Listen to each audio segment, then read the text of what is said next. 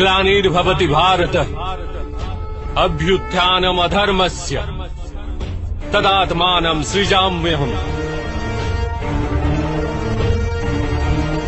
परित्राणाय साधूनां विनाशाय च दुष्कृतां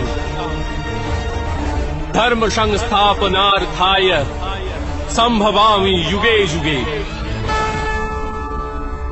যখনই ধর্মের হানি ঘটে, যখনই অধর্ম বৃদ্ধি পায়, তখনই সৎ পুরুষদের উদ্ধার হেতু, অধর্মীদের বিনাশ হেতু আর ধর্মের পুনঃস্থাপনা হেতু আমি জন্মগ্রহণ করি।